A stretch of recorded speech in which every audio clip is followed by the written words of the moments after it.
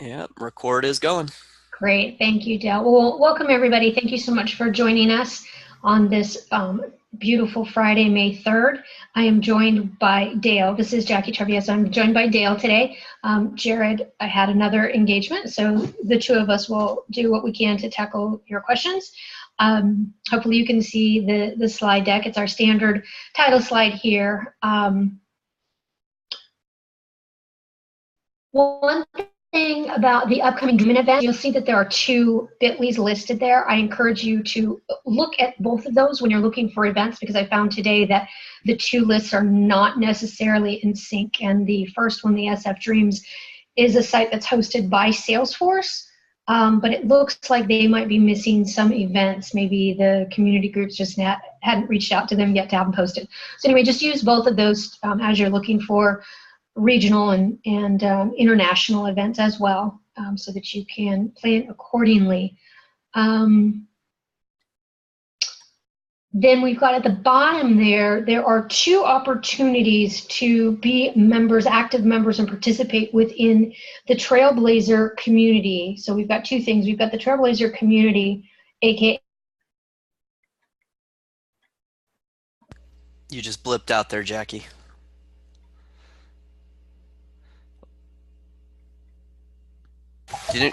Does anybody else not hear Jackie? I don't hear Jackie either. Okay, so I'm not going crazy. I'll finish her thought then. So down at the bottom, the trailblazercommunitygroups.com, which represents the user group space, whether finding your local group or if you're traveling and hope to meet up with the local group, that is where you can go.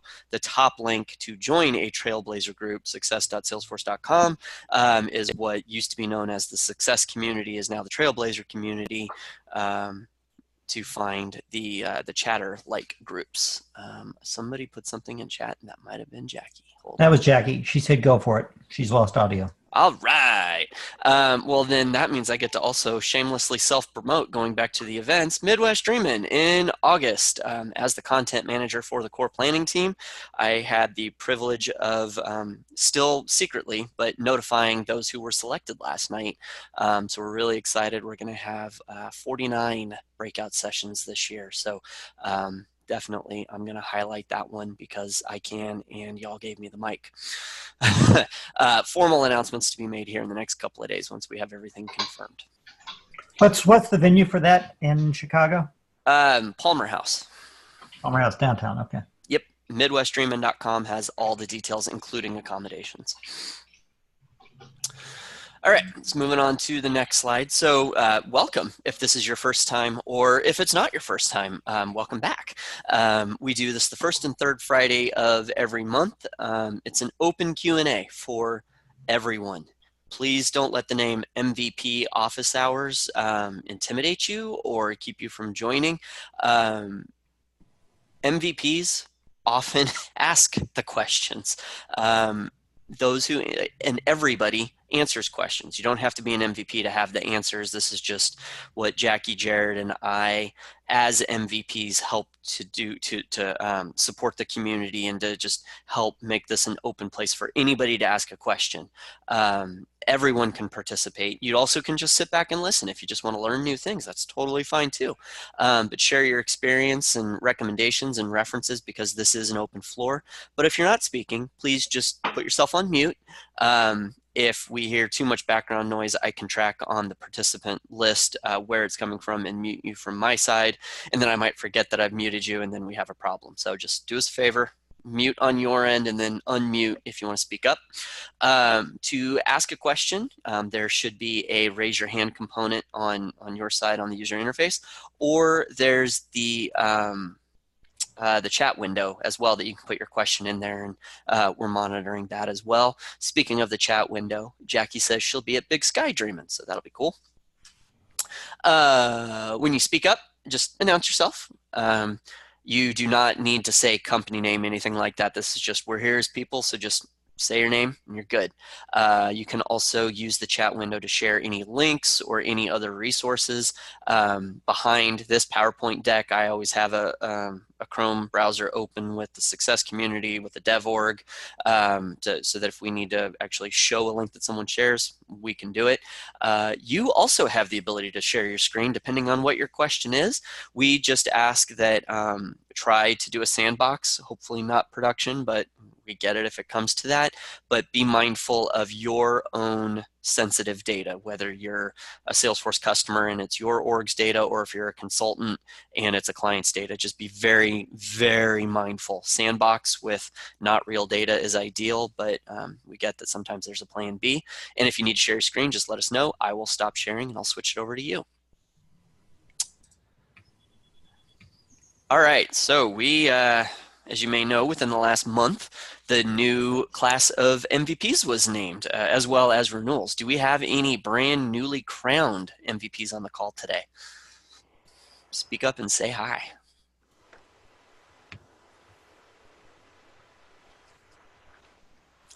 I had one newbie text me that she was feeling under the weather, Joy. Otherwise, I know she'd be raising her hands and happy to welcome everybody as well. Those who got renewed, congratulations. Or those that are new and just can't unmute, welcome. So other office hours calls. This is not just a US thing. There are other calls around the world. Like I said, in the US, we do first and third Friday. EMEA and APAC, they vary. And then Portuguese, which Carlos, are you on here? I thought I saw you earlier. Carlos is on here. You want to take a minute and talk about the Portuguese office hours? Thanks for the chance. Yes, even though it says Portuguese, we welcome all walks of life. I mean, we had Igor from Tampa that is from Ukraine. We have people from all over the world, and I do my best to translate from Portuguese to English and vice versa. A lot of people that speak Portuguese, they try to improve their English as well. And at the end, we always learn something, as always, like this event here. So everybody is more than welcome to join us. Very cool. Absolutely.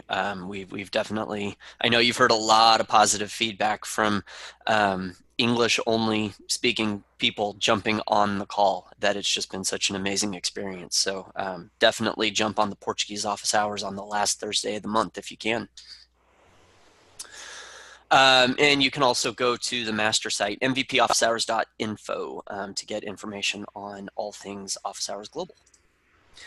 So with that, the floor is open. Who has the first question?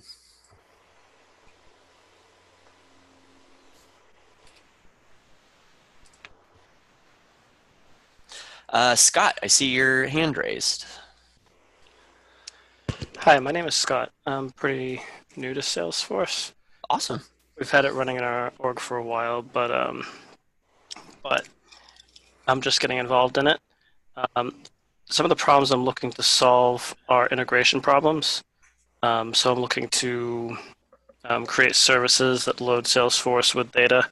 I'm looking to replace a SQL Server ETL service, which runs using this Cozy Rock thing, which is uploading to Salesforce. And so I'm kind of looking for better design patterns.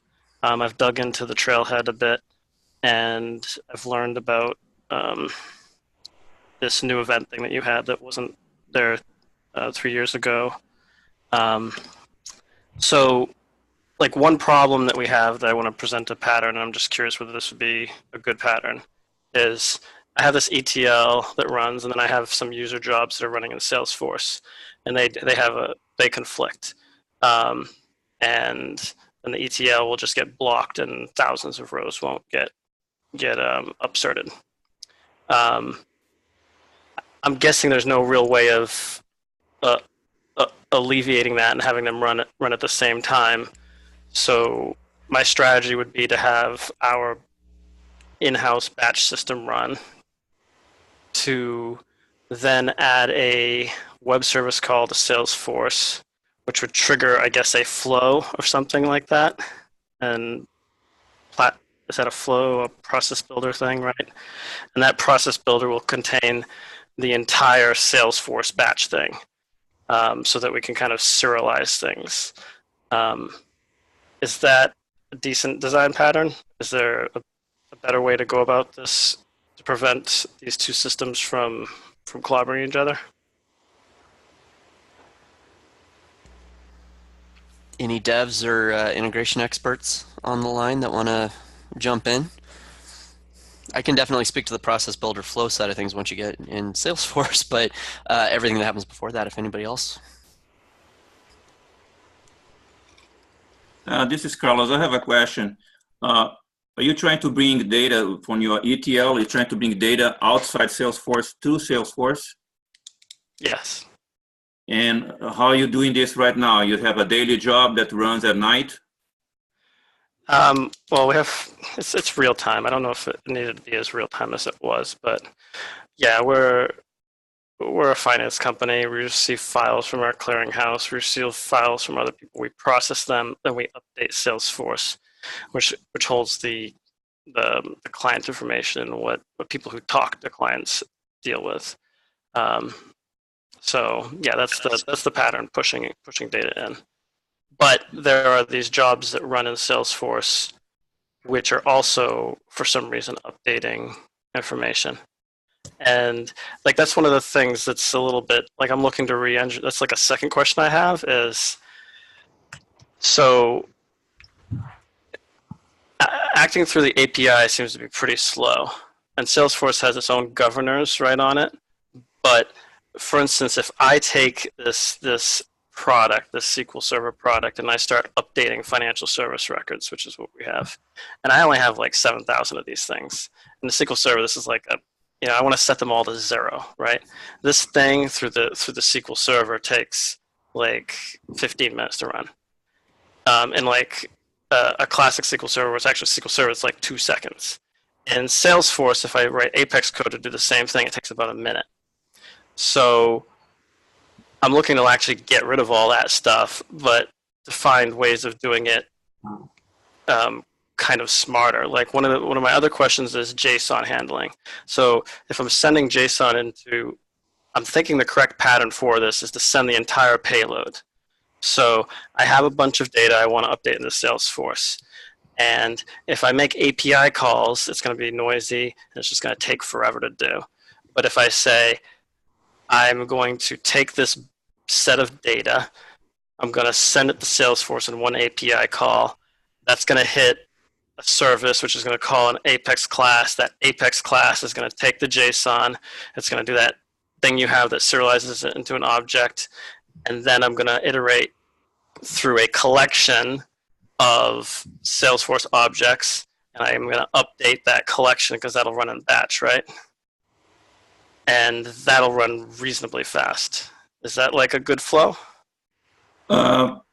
Yes, I mean, I'm not a developer, but there's something that does exactly the opposite. What you're talking about is like to keep things that take place in Salesforce and keep them updated outside is change data capture. Yeah, that's awesome. That's new though. But that's one way from Salesforce to the outside. You want to do the other way around.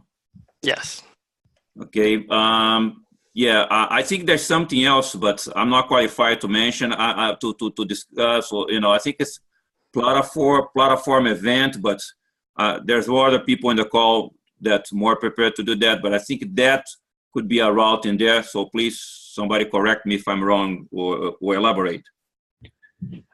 This is Terry. Do you know where those collisions are occurring? Are they occurring on the object that you're inserting the record, or is it a parent object? Yeah, this is pretty messy. They have some triggers too. But no, this particular case is just updating the object. And I could move it, but I see this org getting more complicated over time. So I am looking for a way of like actually serializing it, which is why I don't want to just avoid it, right?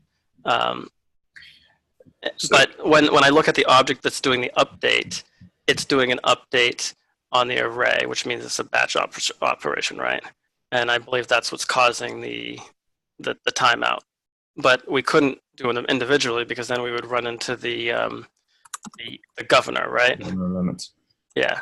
So you're in this like rock and a hard place where in order to like do stuff in Salesforce, you actually have to do these large locks. And no offense, but it's it's not like super slow, but it's like Yeah. like again, I'm like updating like 7,000 records, and all I'm doing is setting one column to 0, taking like a minute's a long time. So like, if I'm doing that process, that means anything else, I guess, that's trying to touch all of my financial service records is going to like have some issue.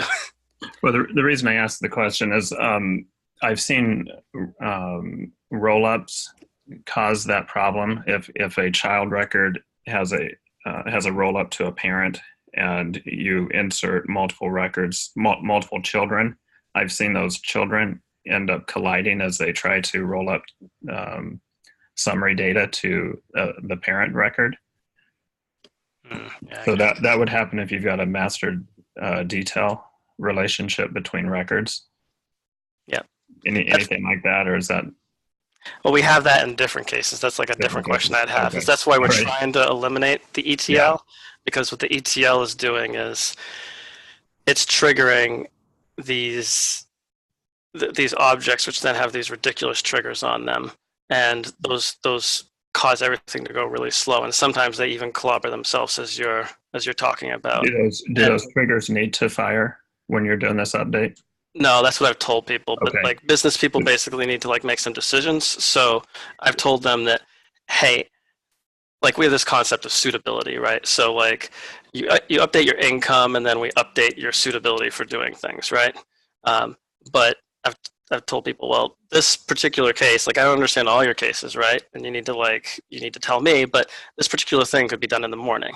So you need to identify the things that really need to be transaction, right? They need to be in triggers, and then the things that can be part of some batch process that runs when.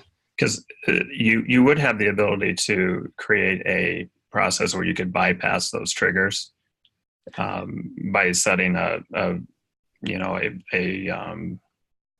whether it's a label or a custom setting in the system that could say, when this job's running, bypass that trigger if it's, or even if it's a specific user that's running the job. That's what I was thinking. That was like the hack that I was thinking of doing was, Yeah. So the trigger actually, luckily the people who wrote it did create an object. So basically the trigger calls an object. So I was thinking that I would look for this ETL user who's doing this thing and say, oh, it's the ETL user. Okay, I'm not going to run this thing. Yeah, if you don't need those triggers to run on those processes, that's an easy answer. Yeah, but they eventually need to run is the problem. So Okay. we still have to build the batch thing. So it's like, it's kind of, I could do that, but then I think I have a feeling I'd end up running into other problems. Yeah, I mean, it's likely that there's something going on in those triggers that maybe isn't structurally set up the way that it ideally could be. That it can be a little bit difficult and painful to troubleshoot through those. But so if you can bypass it, that would be a quick answer, but it's not really your ultimate solution, most likely. Okay, and one other question, actually 2 more questions 3 more questions maybe before I let you guys off the hook, if nobody else needs something. Is there a queue in Salesforce? Is there a possibility to like stick, not a batch thing? Like I understand you submit the batch things and it's kind of hard to get the status of them. What I want is like a queue. Like, so I have the trigger go and I kind of want this to be timely, but I don't care exactly when it happens, right? I don't want to have it a transaction, but I want it to be timely. So what I'd ideally like to be able to do is say, oh, do this work on this queue when you get a chance to do it, but still have some sort of callback mechanism or way of checking the queue or something that I can like look back at it and see that the work was done.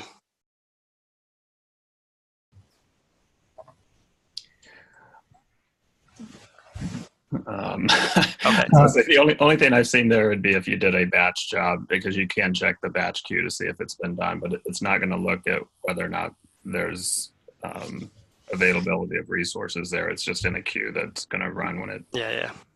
when it's ready. So you And can Yeah, If I could though, you can build a custom object to store the queue and then have a batch class that kind of looks for resources. So you can kind of backdoor that resource allocation, but I mean, it might end up with more work than it's worth. Okay, that's an idea. Okay. And I would like to offer, you commented earlier, use the word hack on that, like not run the trigger. I hope that isn't, that was just a slip of the tongue.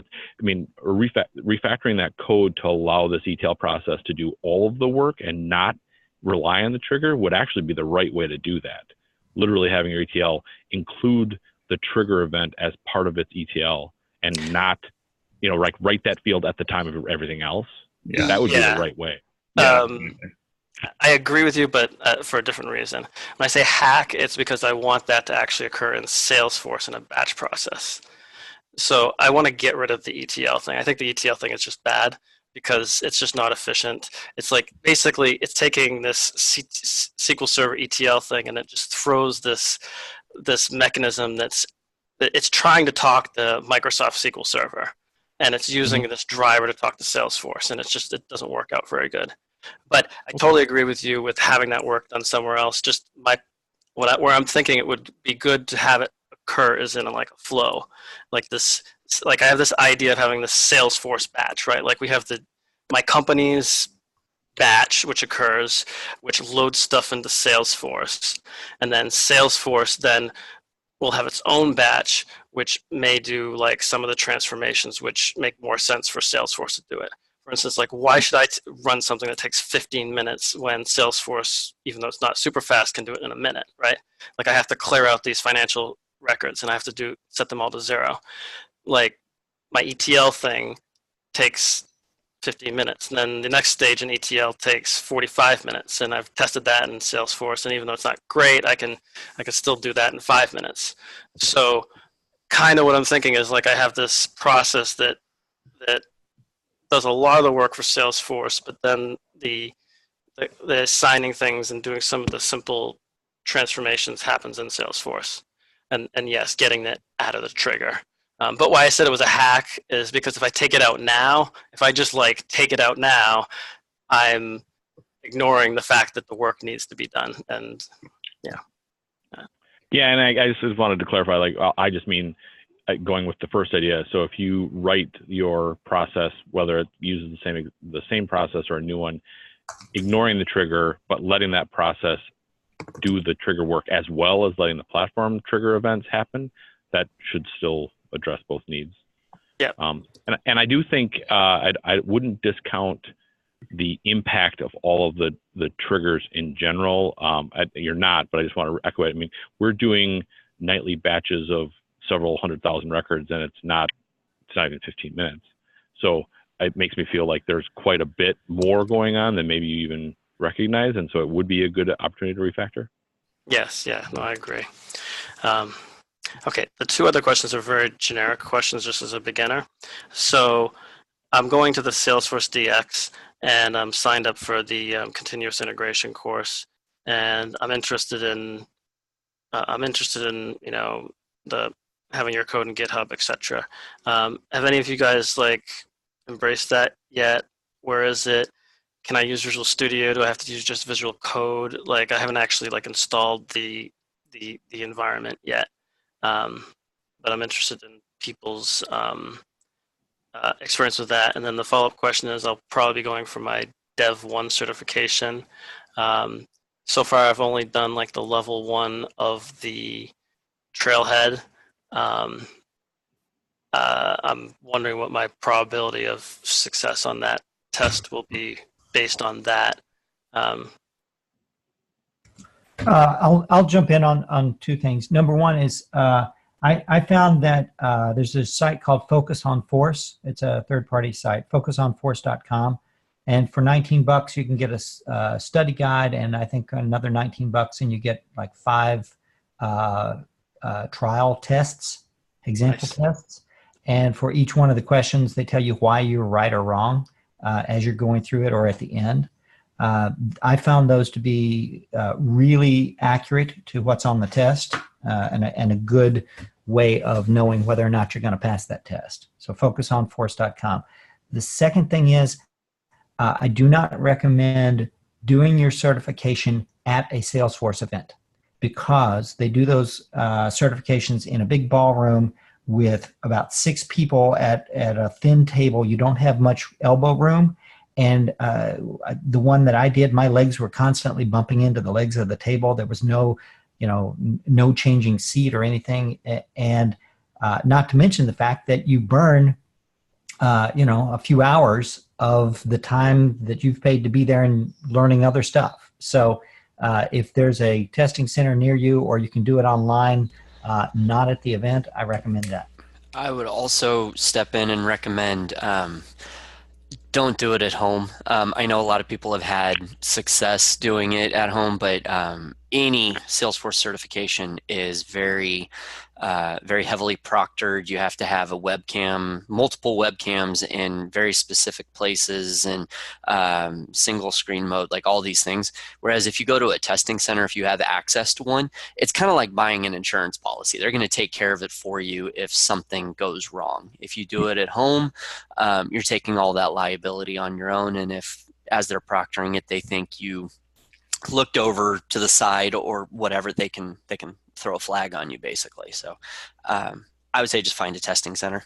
Okay. Yeah, this is Carlos, and I strongly recommend that. I had terrible stories about people trying to do it from home. I know people that only do it from home, but the majority of people that I know that did it from home, they have issues. And, I'm not biased, but focus on force all the way. I mean, I have 7 certifications, at least 4 of them I could have not done without their help. Highly recommend. Great. No, great advice. Thank you. I live in New York, so it's pretty easy to get to a center. I will probably take this next one at the thing because it's free. So the DX, the DX is, I guess it's a 2-day event, and then there's 3 days after, which is like the training. And then it's just a certification test comes for free. So I might. It's as part of the workshop, or a lot of times. So as part of going to those events, you get the voucher, but you don't have the voucher is just a code, and you can use that at the testing center. You don't have to. You have like 6 months or 3 months or whatever. There's a finite time to use it, but yeah, it's a voucher that you redeem when you register. Okay, very good point. Yeah. Okay, but to clarify, for DX, you get 1 for your time at DX and 2 more after that. So don't skip the one you get for free while being there. DX is unique. I'd agree that, like, don't waste your time at Dreamforce taking your exam. Use it better. But DX, the free one you get there, use it. Oh, so I get 3? Wow. So you should get 1 while you're there, and then I believe you get 2 follow-ons after it's done, after you complete, because you're doing a boot camp, right? Yep. Yeah, but I believe you get 2 after the boot camp. Nice. So, and as far as the exam question, I'll give the same answer I've always given it, which is you have to be brutally honest with yourself. Go through the test, like the criteria, and if you're not fooling yourself, if you feel comfortable with being able to answer any question about those topics, then you're ready. But if you go into that, yeah, I can probably figure that out, you will fail. I mean, it's just you can't wing it. You got to know it. Okay. Yep. I think the force on focus on force will be very helpful, because I took I looked at the syllabus that you have, and then they have they only have a few questions, but I can answer all the questions, but then it says it doesn't relate to the test necessarily. But I did notice that some of those questions are not exactly Salesforce questions, right? They're kind of questions that if you've been a developer for a long time, you can answer. So 3 out of those 5 example questions. So I'd love to see what a real test looks like, so that I know. Yeah, focus on force is your go-to then. Yeah. And it's cheap. The other thing is, if you happen to fail it, I mean, nobody wants to fail it, but out of the 3, I failed one of mine once. The retest is half price. And so I guess if you're vouchering it, you really only have, I think it's $100 for a retest or something. And it may be that on some of the material, I mean, if you're a developer for Dev 1, that's not the case. But on some of these, you might not have a clear sense of what really is on the test, and taking it once just to see how you do, and maybe not set those expectations too high, figuring, well, I can always retest. That's not a bad thing. Okay. I really appreciate everybody's input. Thanks a lot. Absolutely, and welcome to the community. This is what we do. That's actually another thing I just wanted to quickly just congratulate you on. From like the trailhead and the community and everything is pretty impressive.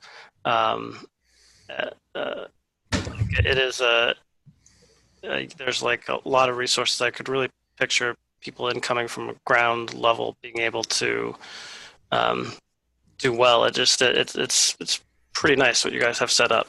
Like even the last time, like nowadays those orgs spin up. Like it used to be like when I checked it out 3 years ago, you had to create the developer org. Like those scratch orgs that you just create on the fly. Yeah. As you're going through Trailforce is really slick and just makes going through and learning stuff super easy. Yeah. Now, just one note here. Nobody on this call actually works for Salesforce. We're all beneficiaries of the same things you're talking about. Mm-hmm. So one thing as a developer, there are lots of online resources, forums, the Dev Forum, etc. I'll share with you that I found Salesforce Stack Exchange, the Salesforce sort of branch of Stack Exchange, to be the best place to find real good answers to tough, complex developer questions. Nice. They're written down. And we're going to share links afterwards as well. So we'll put them out in the That's just page. salesforce.stackexchange.com.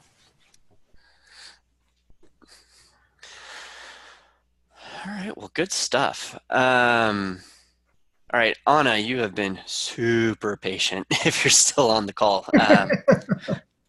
Hi. Yeah, go ahead. Hi, my name is Anna. I am very, very beginner in the developer world. I'm an admin, in fact. However, I've been taking a course in which I'm trying to understand what are you people talking about? And it's amazing. I love it. I wish I would understand and be more helpful. So this is why I'm trying to learn more. Based on the discussion that you guys had earlier, I did focus on Force for the admin certification. It was absolutely amazing. It helped me a lot. So I also vouch for it. And then a tip that maybe some of you could use if you want to take certifications. Salesforce has some webinars that prepare you for your certification. They are free of charge. And if you attend, at the end, they provide a code, sort of a voucher that you can use, and you get $70 discount on it. So if you want, I can share the link with you guys, and if you want to use it. Yeah, that'd be great. We'll put it, and we can put it in the group. We'll share the links out after the meeting. Yeah, if you can put that in the chat. I'll look for it. Okay, now back to my question. I am trying to create a class. Again, I'm sure it's going to be boring for some of you, and I'm sorry. It's very basic. It's very beginner. I'm trying to create a class in which I am trying to identify duplicates for a custom object that I created, and not to stop from the record to be created, but the moment it is created, the name of the record, the new one, to inherit two other words, which is duplicate item plus the name of the record. And I am not sure if I should use, if it's a good practice for me to use an if condition, or if there is a command that I can use for duplicates that would allow me to not stop the record from being created. I hope I've explained it okay. Yeah, so when you talk about a class, you're talking about writing Apex to do this check? Yes, sorry, yes. I don't think I would do it that way, because you can do this point and click when you create a custom object. You can designate that there aren't duplicates. Yeah, that's true. I agree. But so this is sort of part of my homework, I would say, because I have a trigger. I have to do Apex, so I'm trying to figure out how to do it in Apex. I already have a trigger, and within the trigger, I have some actions before the items are being created, before the records are being created. So I have before insert, before delete, so a couple of conditions. And now what I'm trying not to include the code within the trigger, but within a class. And in this class to put this code that would say that I want to have duplicate records to be created, but the new ones to inherit the words duplicate item plus the name.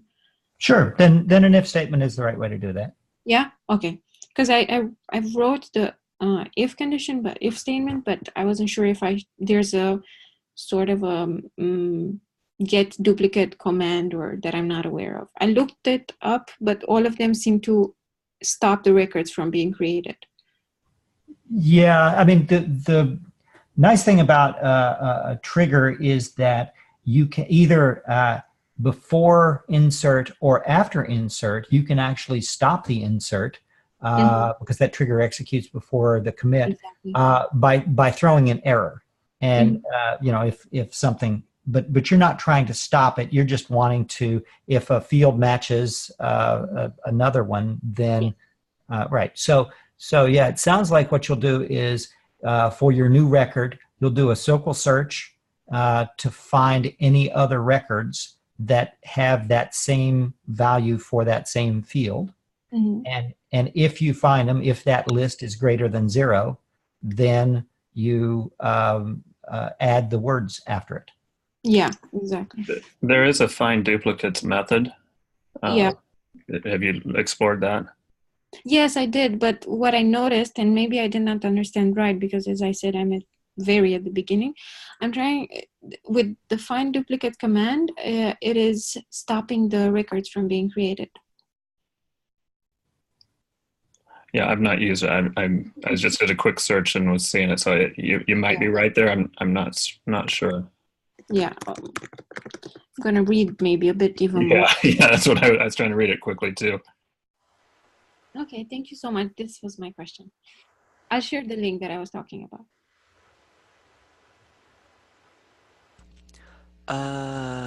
To everyone? I don't see it in the chat. No. I'm going to look for it and I'm going to put it. Oh, gotcha. Oh, sorry. Okay. Thank you, everybody. Thank you. All right. Who is up next?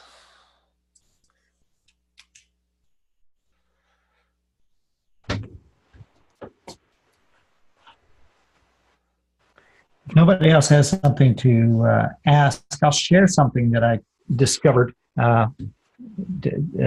this week.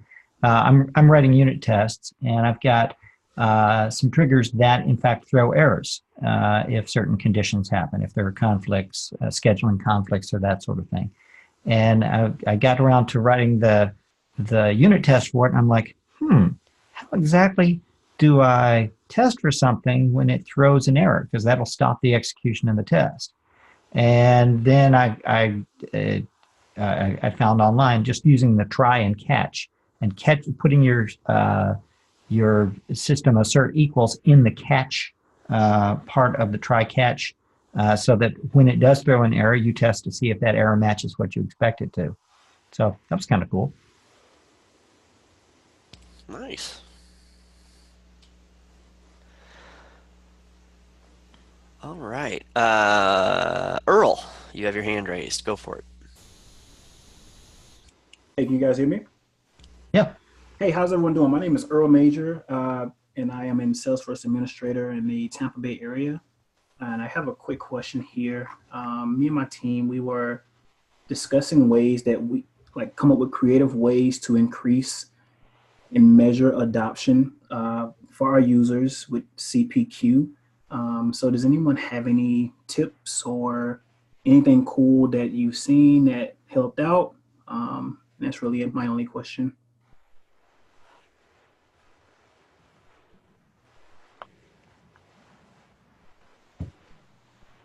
haven't seen anything. I mean, I would work backward from create the report that you want to have at the end, and then figure out how to get the data into it. Okay. But and also, you know, only measure things that you can act on, right? So if you found out X, what could you do about it, right? Right. It's like when you say measuring adoption of CPQ. I mean, what's the why? So to give context, we have, like, our org is about maybe 700 users, and our goal is to just ensure that, for one, of course, we want our users to be using the CPQ, but if there's anything that we can do to maybe improve the experience for them, then we definitely are interested in doing that to make it easier for them. Not a lot we can do as far as changing like some of the Steelbrick components, but just from a user a perspective, like if there was something we could do to, you know, increase our adoption or make it a little bit easier for them to use it, then those are things that we're definitely like thinking about as we move forward. You know, as technologists, we all think of technical solutions to these problems, but as you're describing it, I feel like you could get, 90% to your goal faster if you took a more heuristic approach. That is, don't worry about having hard data on this, but schedule ride-alongs. Yep. By ride-alongs, I mean just sit with somebody who you expect is a power user, and sit with somebody that is not a power user, somebody that is struggling with it. Do a week of those where you're with somebody for a couple of hours using it, and you're going to discover amazing things that you hadn't thought and wouldn't have thought to measure. Right, that makes sense, because I did that like a couple years back when we were doing our lightning transition. I rode with a rep and got a chance to see like what her day was like, and I was like, man, she does not have a lot of time to be wasting trying to figure out how to use Salesforce. So let's make it easier. So that's a good tip, man, to do that same thing with this CPQ project we're doing now. Another thing that I did when I was in the customer space as an admin was host a breakfast, bring in bagels, donuts, whatever, into a big conference room and make it an open conversation amongst not just your power users, but just some of your regular users as well, or managers. And I mean, you have to have a game plan, because the conversation could go sideways pretty quickly, but just open the floor to everyone in addition to the actual over-the-shoulder, because the over-the-shoulder is going to help get the technical from the process, but bringing different stakeholders to the table can definitely inspire cross collaboration, because maybe somebody has an issue that somebody's actually already figured out, and what you find out is maybe you don't need to build something new, or maybe what you thought you were going to have to build, you're going to have to build something else. But engage individuals, but also engage as much of the group as possible. Gotcha. Yeah, that's hey, what's up, Carlos? Yeah. I will, without a shame, I'll borrow exactly the same approach that we have done for the Lightning adoption. You know, as already discussed, brown bags, lunch and learn. You know, make them part of the solution. They come with a problem or hesitation, and baby steps. You know, take somebody, because every time that you try to increase adoption of anything, it can be Salesforce, any other technology, or engineering, or even HOA. You have to find somebody in there that's willing to come to the good side of the force. So as a users, you would pretty much try to find that person, if there's such a person, and nurture them, so then they become your ally. And say, oh, you know what? Last Friday, I didn't know anything about CPQ. Guess what? I sat down with Earl and his team, and they showed me the basics. How can I go in there and make a customized something that's on CPQ that makes my life as a sales decision maker in there easier to, to do the quota, to sell the deal, to close the deal without having to ask for my boss for additional things. So by doing little sessions in there, very baby steps, you get to that, because that's what we have done pretty much on the Lightning adoption. I think for CPQ, anything else should follow pretty much. You can borrow the same approach in there. Gotcha. Good tips. Hey, I really appreciate everyone taking the time to answer my question. That was all I had. Hey, this is my first MVP call, so really happy to be on the line, and thanks everyone. This is making my heart happy with how many first timers we have on here. This is awesome. Earl, if I can add one other thing that I think is really critical, it sounds like you've already done this. Adoption is so tricky because you really have to sit down and define what adoption means. There's no magic scale that just tells you adoption is high or low, and so it sounds like you've done that. But the other thing that I think is really critical is you have to, I'm a big fan of process mapping in general, but if you focus on the pain point, you're not going to fix the problem. You have to look at it bigger. So if you start developing process mapping and understanding full end-to-end experience, the thing that might be causing the problem isn't probably what you need to solve to improve adoption. So I think the surveys, the brown bags, all that stuff is important, but I think bigger picture will help you identify how to improve adoption too. Gotcha. Good tip, man. I really appreciate it. Yeah, they're all complementary puzzle pieces. Yeah. Cool. That was it from Earl.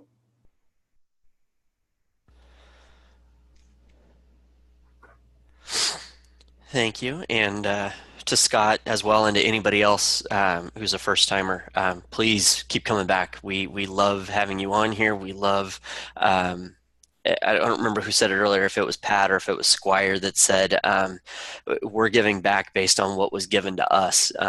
This entire calls framework is based on the pay it forward model. We do not work for Salesforce.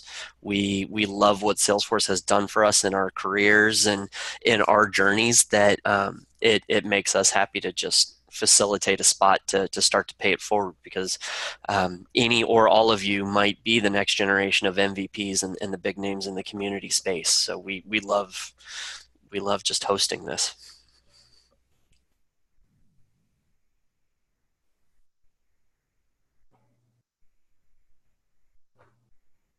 Squire virtual group hug felt. Very nice.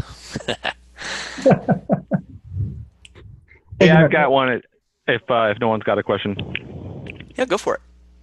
So we have, and I'm just kind of spitballing. So we have a set of child records connected to our account records, and we're in Lightning, so we're doing lots of dashboarding and stuff, normal Lightning experience, reporting and dashboards, or reporting components.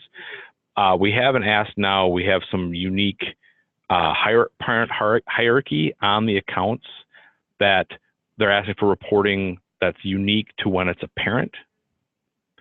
And I couldn't remember if there was anything in the reporting engine similar to the role hierarchy that allows you to report via the firm hierarchy. Is there anything that anybody's heard about? Report only what is apparent? No, it's more like, so I'll make something up. So say we've got a whole bunch of Starbucks firms, and they all keep track of the number of coffees by a custom record. So, but the HQ also has records associated with it, and when they report, they want to report at the HQ in combination with all the children, kind of like that holistic view. But it's not only because it's a parent; it might have records itself. So it's kind of like this combined feel of itself and its its grandchildren records. I don't know if I'm doing that well. Is it well? And so I guess so. I'm going to guess this isn't a master detail relationship that would have roll-ups, right? No, not right now. That is an option, but not right now. Okay. I mean, there's a lot of I'll say kludgy ways. We're talking about doing filtered components that if I am a parent, display certain components, and if I'm not, then don't. But I wasn't sure if there was something more built in that I'm forgetting.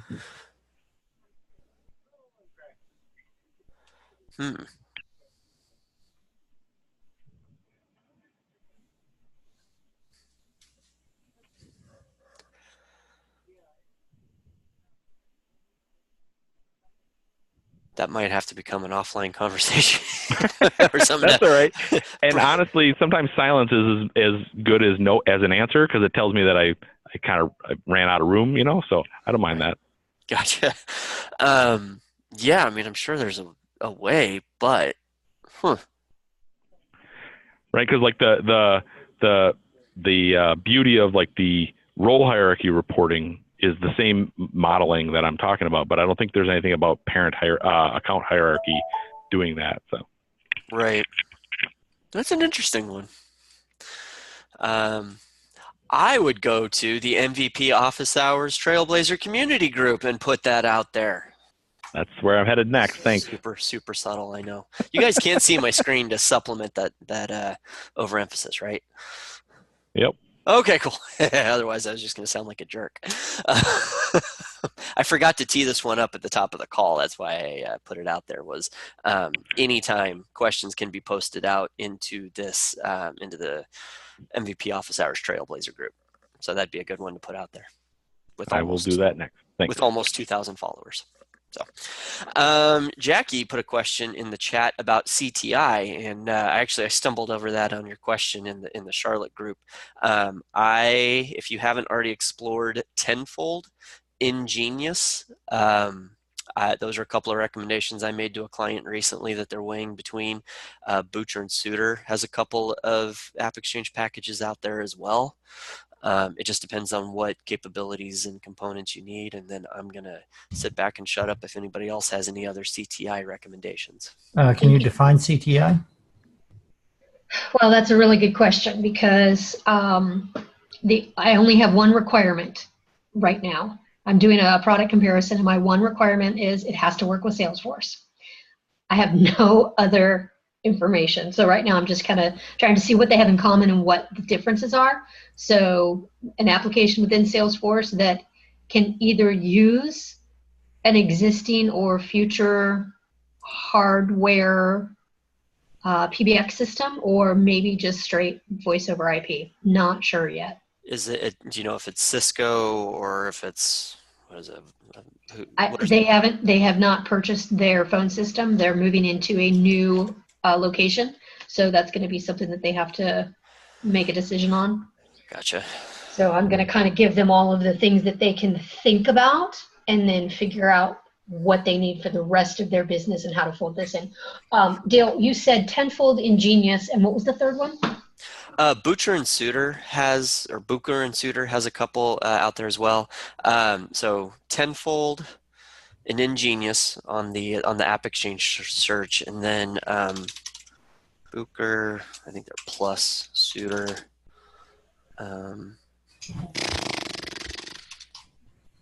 It may also be, here you go, BNS, yeah. They are Cisco-specific connectors. Okay. Tenfold and Ingenious, I think, is a little more agnostic if it's not Cisco. Yeah, I've been looking at Ingenious. That's one of them. Okay. So that one's pretty cool. Yeah. BNS connects. Okay. I'd throw 8x8 out there as a one to research as well, and maybe RingCentral. RingCentral is on my list. I've spoken to somebody who said that they use it, and the only time he ever gets feedback is when something doesn't work right.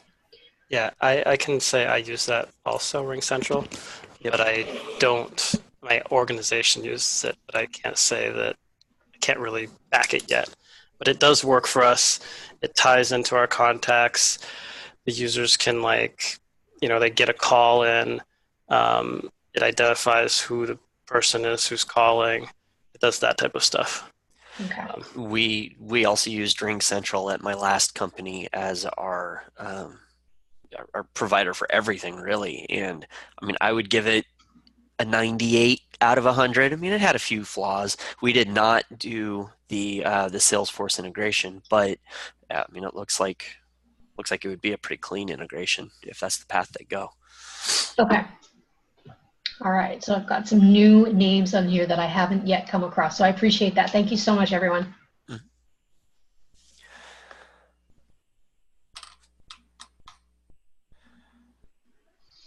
Scott posted in the chat, anyone using external objects? Which is a fun thing I'm dipping my toe in the water of, but I am not smart enough to talk about if anybody else is.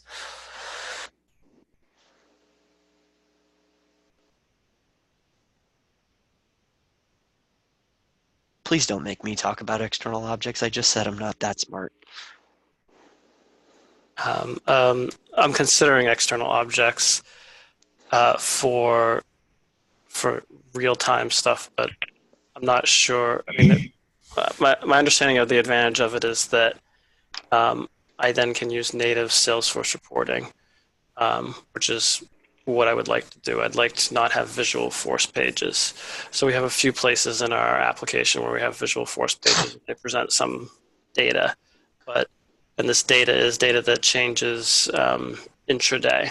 So I'm thinking that we could use external objects for this, but I've yet to meet somebody who's actually implemented it, and I'm always a little worried about, the performance of it. And then also, originally I thought that you could connect through API calls, and now I'm not quite so sure because when I dig more into the documentation, they're talking about Salesforce Connect and using ODBC drivers. Whereas ideally, I'd like it to be like a connection. Yeah, this is the page that I'm reading, right?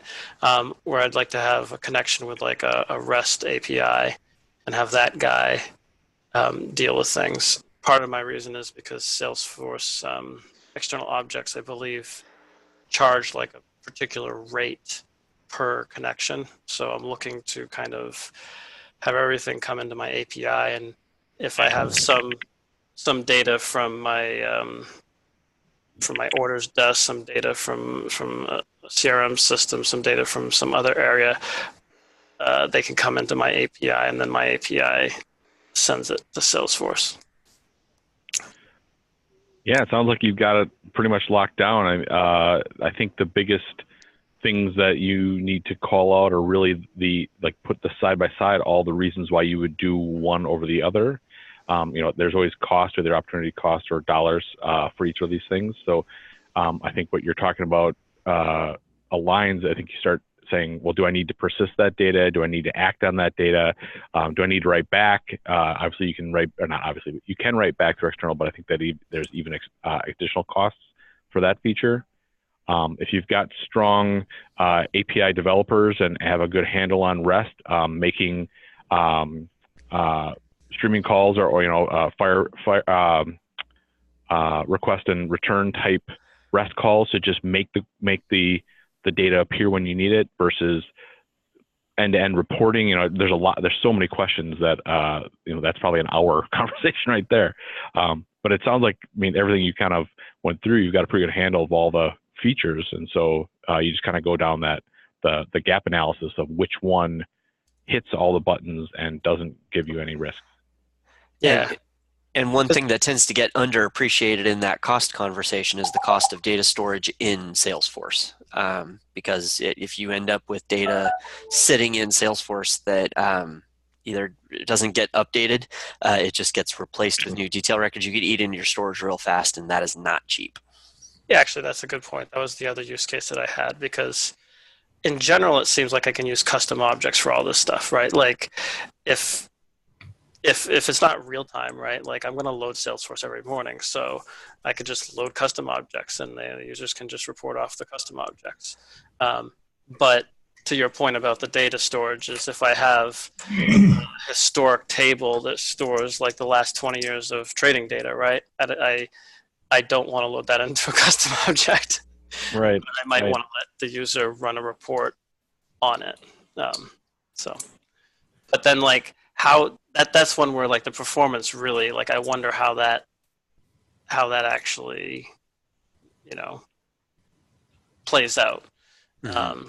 If you had one of those ODBC connections to a database that has like a huge amount of data in it, and then you try to run a query off of it, is it kind of actually run into any issues if you have a fair amount of users trying to access it? Yeah, unfortunately, I think you're calling out all the testing that you'd have to do too. There's no blanket answer. You can always tune those definition tables to be fully indexed to improve the SQL time. You can set up queues so that those calls are all staggered and communicate back of how long you're waiting. But you still have to test it and understand: do I need 20 years or just 3? Do you store it locally? If you've got 20 years of trade data, is that a couple million records? Maybe you're using a big object to store all that stuff instead of a standard object, which improves your return time. There's so many questions. What is the big object? Is that like a Salesforce thing? Yeah. It's a there's new a whole Salesforce thing. Yeah. Well, it's always been there, but it wasn't as obvious, right? Right. Yeah. Short version is it is a object that is designed specifically to hold lots and lots of data and access really quickly. There's a great trail on it. It looks like you're going there right now. Oops, sorry. Yep. Oh, the trail or the documentation, it's all good. But yeah, the idea is, I think they recommend over 100 million. No, it's not 100 million. Is it a million? I think it's a million. A million records. Then it's fully indexed and accessible in unique ways. And do we get free ones to start, and then you pay for more? Is that right? Is big defined by the number of rows or the width of the rows? The number of rows. Yeah. Yeah. Yeah, like so going back to, they've always been there, we just didn't necessarily always realize it. Your field history tracking tables or objects, those were actually big objects. They just didn't call them as such, and they figured out a way to make them more approachable, if you will. And it's billion with a B. Well, million is the minimum suggested range because of what it's intended to do. You don't usually need a big object for a million records, but it will. I guess their point is a billion records it'll handle better than a billion records in a standard object. Okay, great. Kind of a little unrelated but related question. Is anybody using Heroku to solve these problems? To store stuff or to do stuff that might perform better, and how is your experience with that? I haven't delved into Heroku yet, but it's one of the things on my list.